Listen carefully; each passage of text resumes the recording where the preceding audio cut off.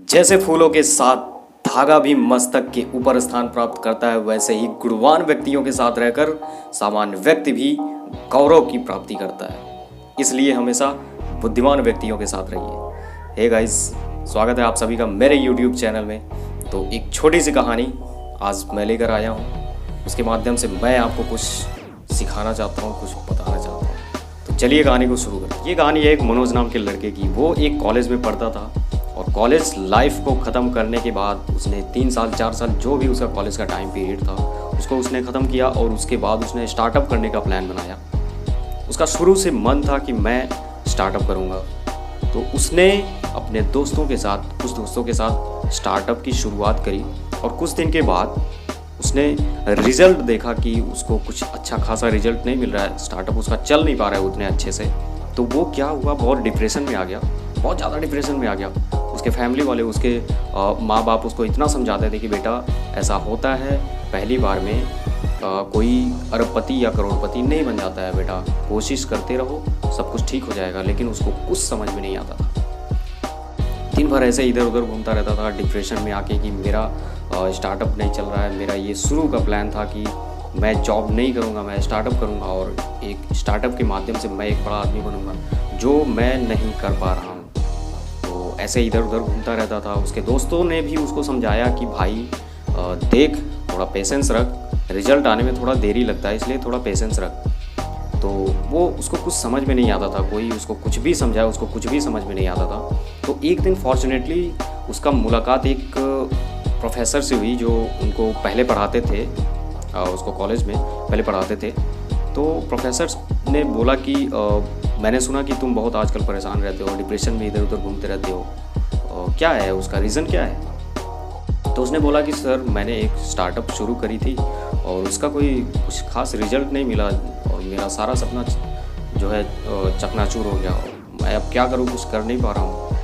तो प्रोफेसर ने बोला कि चलो तुमको मैं अपने घर में लेके चलता हूँ। उन्होंने घर में ले गया, वो उसको कॉफ़ी चाय पिलाए, अच्छे से बातचीत करी।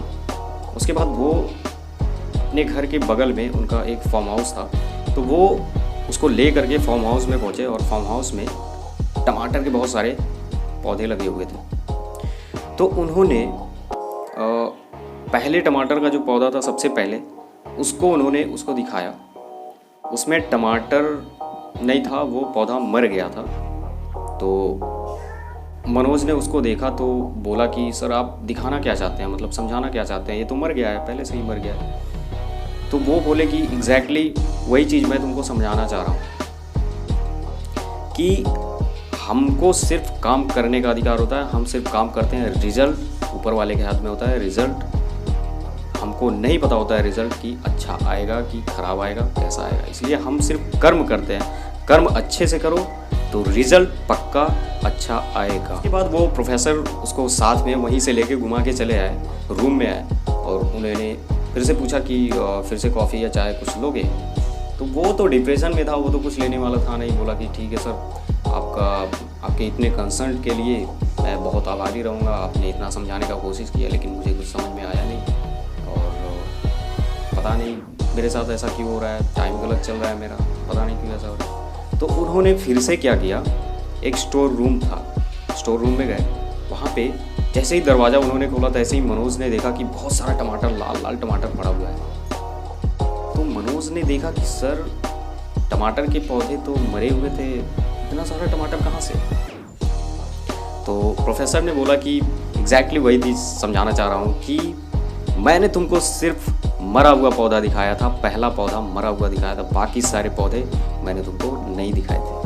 बाकी सारे पौधे बहुत अच्छे थे, उनका रिजल्ट बहुत अच्छा था, वो टमाटर उसमें उगता था, बहुत अच्छा टमाटर उगता था और मैं तुमको सबसे पहला वाला पौधा दिखाया था जो मर चुका था। ये सारे टमाटर जो रखे हुए हैं ये उस मरे हुए पौधे को छोड़ करके जितने भी पौधे हैं उन सारे पौधों के ये टमाटर हैं।